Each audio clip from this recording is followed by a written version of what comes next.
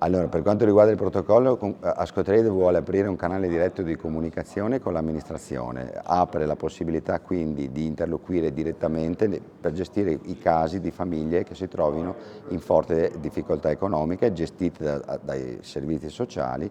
in maniera quindi poi diretta con noi per evitare di trovare ulteriori situazioni di difficoltà con queste famiglie, sostanzialmente per aiutarle nel rientrare dagli impegni collegati alle bollette e soprattutto evitando, specialmente nel periodo invernale, di andare a chiudere le forniture.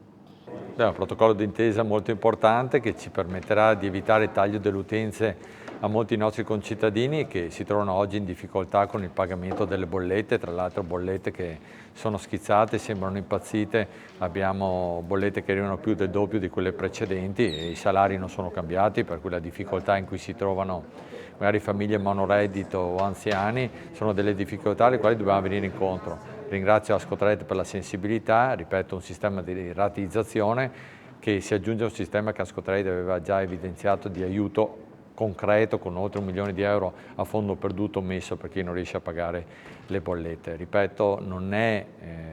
la risoluzione di tutti i problemi, ma un altro tassello che va incontro alle difficoltà contingenti alle quali ci troviamo di fronte oggi.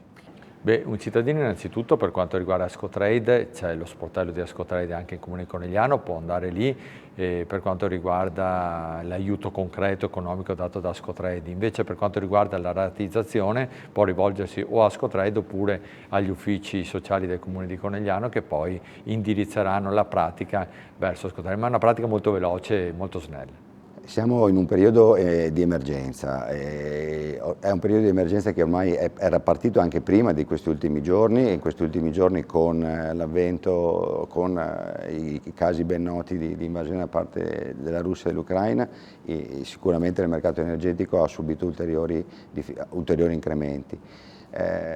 Il tutto era partito già nell'estate scorsa con alcuni interventi di crescita del mercato collegati tipicamente a questioni infrastrutturali del mercato che poi appunto si sono particolarmente acuiti nell'ultimo periodo in seguito alle tensioni, prima a tensioni geopolitiche, ora agli eventi ben noti di guerra nel territorio ucraino.